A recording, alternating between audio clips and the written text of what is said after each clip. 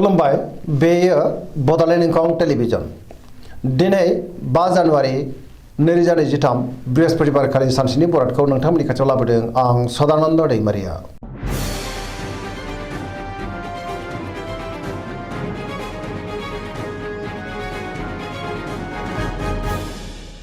सिगां फरायनो लादों मेष राशि गिबि हांखो अ ल।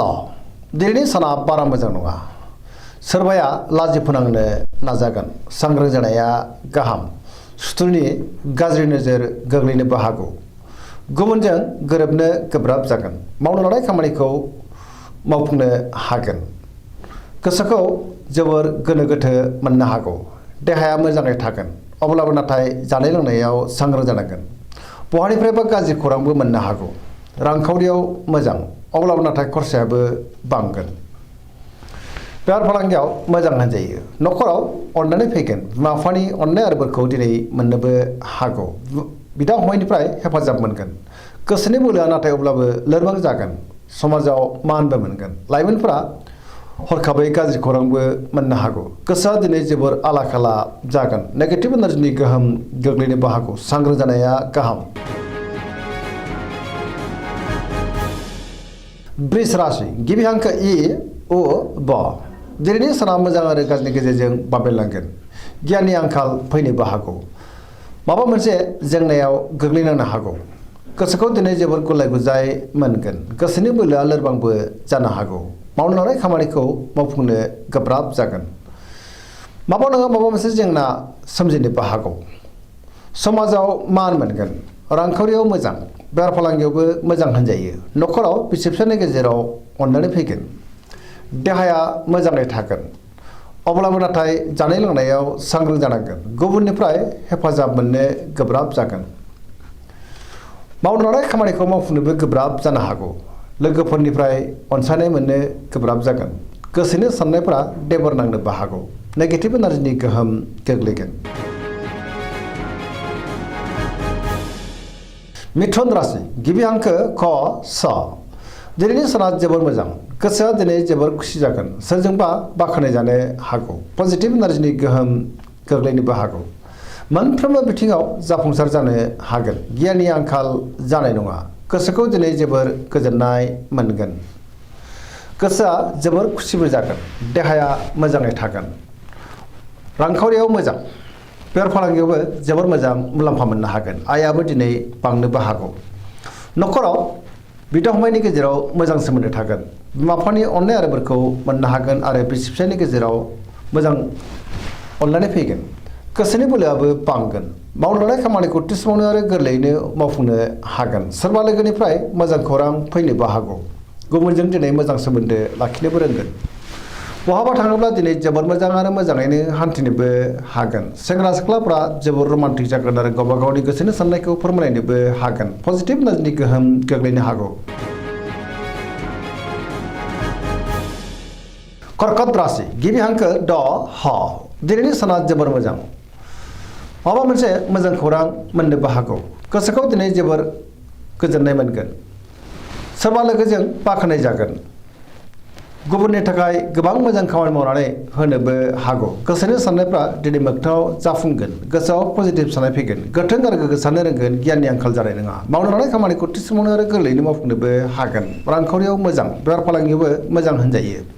न'खराव दिनै अनलायनाय फैगोन। समाजाव लोगो लेवा बांनो हागौ। देहाया मोजाङैनो थागोन। गुबुननिफ्राय थोजासे हेफाजाबबो मोननो हागौ। फरायसाफ्रा दिनै फरायनायाव गोसो दुंखांगोन आरो मोजां फिथाइ मोनगोन। लाइमोनफ्रा जोबोर खुसि जागोन आरो गावबा गावनि गोसोनि साननायखौ फोरमायलायनोबो हागोन।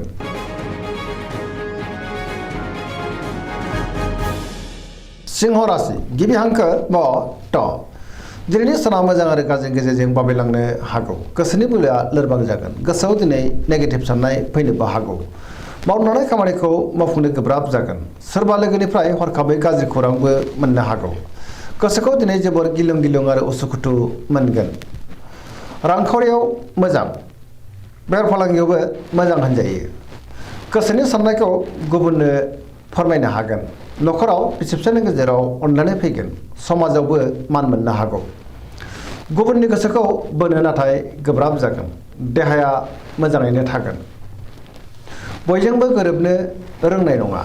गुबुननि थाखाय नाङा फाङा जेंनायाव गोग्लैनांनोबो हागौ। नेगेटिभ एनार्जिनि गोहोम गोग्लैगोन। सांग्रां जानाया गाहाम। कन्या राशि गिबि हांखो प ट। दिनैनि साना जोबोर मोजां। गोसोनि बोलोआ बांगोन। गोबां बिथिङावनो गोसो दुंखांगोन आरो मोनफ्रोमबो खामानिखौनो दिनै मोजाङैनो मावफुंलांनो हागोन। गुबुननिफ्राय थोजासे हेफाजाब मोननो हागौ। गोसोआव पजिटिभ साननाय फैगोन। गोथों आरो गोग्गो साननो रोंगोन। गियाननि आंखाल जानाय नङा। रांखावरियाव दिनै जोबोर मोजां होनजायो। बेफार फालांगियावबो जोबोर मोजां मुलाम्फा मोननो हागोन। देहाया दिनै मोजाङैनो थागोन। गोबां खामानियाव दिनै मुखुबबो थागोन। न'खराव बिसि फिसायनि गेजेराव अननानै फैगोन। सोरजोंबा बाख्नाय जानानै गोसोआ दिनै जोबोर खुसि जागोन। पजिटिभ एनार्जिनि गोहोम गोग्लैनोबो हागौ। धोरोमारि बिथिङावबो दिनै गोसो दुंखांगोन। लाइमोनफ्रा जोबोर रमान्टिक जागोन आरो गावबा गावनि गोसोनि साननायखौ फोरमायलायनोबो हागोन।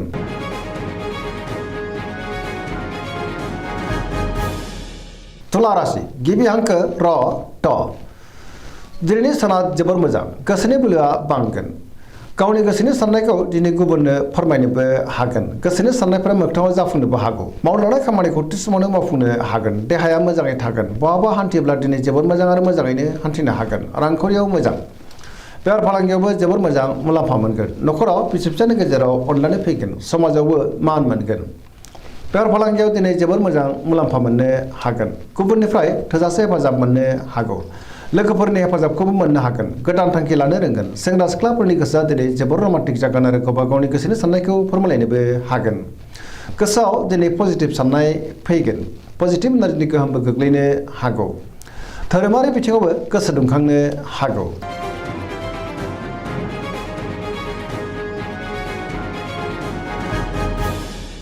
वृश्चिक राशि गिबि हांखो न स। दिनैनि साना जोबोर मोजां। समाजाव लोगो लेवा बांगोन। गोबां मुंदांखा सुबुंजों दिनै लोगो मोनज्लायनोबो हागौ। पजिटिभ एनार्जिनि गोहोम गोग्लैगोन। बहाबा हान्थिनो एबा दावबायनो खाबु मोनगोन। समाजाव दिनै बयजोंबो अनसायजागोन। सोरबा लोगोजों बाख्नाय जानो हागौ। बहाबा थाङोब्ला दिनै जोबोर मोजां आरो मोजाङैनो हान्थिनोबो हागोन। गोसोआव दिनै गोग्गो आरो गोथों साननाय फैगोन। मावनो लानाय खामानिखौ थि समावनो आरो गोरलैयैनो मावफुंनोबो हागोन। गुबुननिफ्रायबो थोजासे हेफाजाब मोननो हागौ। गोसोनि साननायफ्रा दिनै मोगथाङाव जाफुंगोन। गोसोनि बोलोआबो बांगोन। समाजाव मान मोनगोन। न'खराव अनलायनाय फैगोन। रांखावरियाव जोबोर मोजां होनजायो। मोननो गोनांखौ दिनै मोननो हागोन। बेफार फालांगियाव जोबोर मोजां मुलाम्फा मोननो हागोन। अब्लाबो नाथाय खरसायाबो बांनो हागौ। देहाया मोजाङै थागोन। गुबुननिफ्राय थोजासे हेफाजाब मोनगोन। फरायसाफ्रा दिनै फरायनायाव गोसो दुंखांगोन आरो मोजां फिथाइ मोनगोन। लाइमोनफ्रा जोबोर रमान्टिक जागोन आरो गावबा गावनि गोसोनि साननायखौ फोरमायलायनोबो हागोन।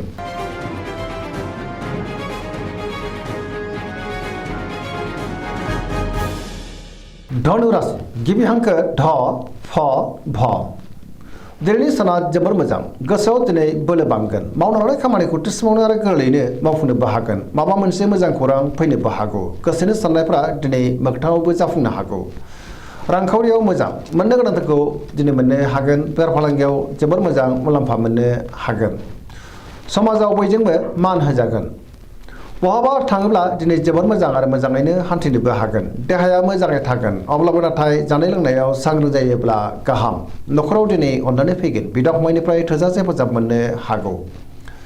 सोरबा लोगोनिफ्राय मोजां खौरांबो फैनो हागौ। लाइमोनफोरनि गोसोआ दिनै जोबोर रमान्टिक जागोन आरो गोसोनि साननायखौ फोरमायलायनोबो हागोन। सोरजोंबा बाख्नाय जानानै गोसोआ दिनै जोबोर खुसि जागोन।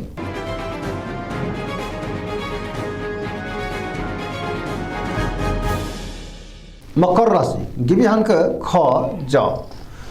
दिनैनि साना जोबोर मोजां। सुथुरखौ दिनै गोरलैयैनो फेजेननोबो हागोन। गोसोनि साननाया मोगथाङाव जाफुंनोबो हागौ। मावनो लानाय खामानिखौ थि समावनो आरो गोरलैयैनो मावफुंनोबो हागोन। रांखावरियाव जोबोर मोजां होनजायो। अब्लाबो नाथाय खरसायाबो बांगोन। बेफार फालांगियाव दिनै जोबोर मोजां मुलाम्फा मोननो हागोन। गुबुनजों मोजां सोमोन्दो लाखिनोबो रोंगोन।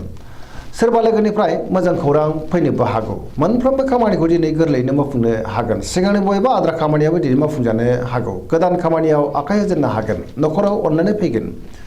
बिदा फंबायनिफ्राय थोजासे हेफाजाब मोननोबो हागौ। सेंग्रा सिख्लाफ्रा दिनै गावबा गावनि गोसोनि साननायखौ फोरमायलायनो हागोन। फरायसाफ्रा दिनै फरायनायाव गोसो दुंखांगोन आरो मोजां फिथाइ मोननोबो हागोन।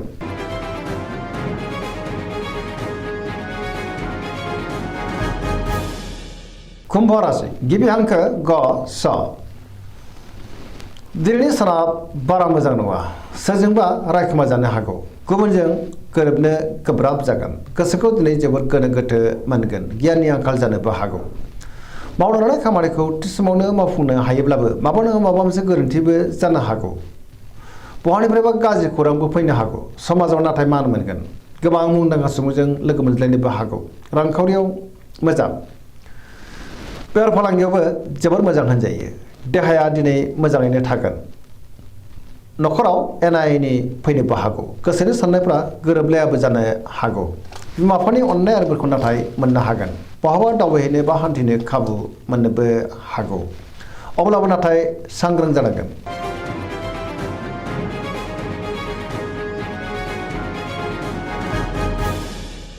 मीन राशि गिबि हांखो ड स दिनैनि साना जोबोर मोजां खुसिनि दैमु बोहैनो हागौ जेरावबो जाफुंसारगोन सिगांनि जेंनाफोरखौ दिनै सुस्रांनो हागोन गुबुननि थाखाय गोबां मोजां खामानि मावनानै होनोबो हागोन गोबां खामानियाव दिनै मुखुबबो थागोन गोसोआव पजिटिभ साननाय फैगोन गोथों आरो गोग्गो साननो रोंगोन गियाननि आंखाल जानाय नङा गोसोनि बोलोआ बांगोन गावनि गोसोनि साननायखौ दिनै गुबुननो फोरमायनोबो हागोन देहाया मोजाङै थागोन रांखावरियावबो मोजां होनजायो मोननो गोनांखौ दिनै मोननो हागौ बेफार फालांगियाव जोबोर मोजां मुलाम्फा मोनगोन न'खराव बिसि फिसायनि गेजेराव अननानै फैगोन सोरजोंबा बाख्नायजानो हागौ लाइमोनफोरनि गोसोआ दिनै जोबोर रमान्टिक जागोन आरो गावबा गावनि गोसोनि साननायखौ फोरमायलायनोबो हागोन धोरोमारि बिथिङावबो दिनै गोसो दुंखांनो हागौ फरायसाफ्रा दिनै फरायनायाव गोसो दुंखांगोन आरो मोजां फिथाइ मोनगोन पजिटिभ एनार्जिनि गोहोम गोग्लैगोन दिनैनि राशि फरायनाया एसेनोसै जोबनायाव बेखौनो खावलायो जाहाथे नोंथांमोना सानफ्रामबो जोंनि बे बड'लेण्ड इंखं टेलिभिजनखौ नायबाय थायो आरो साबस्क्राइब खालामो लोगोसे लाइक खालामो आरो शेयार खालामो एसेनोसै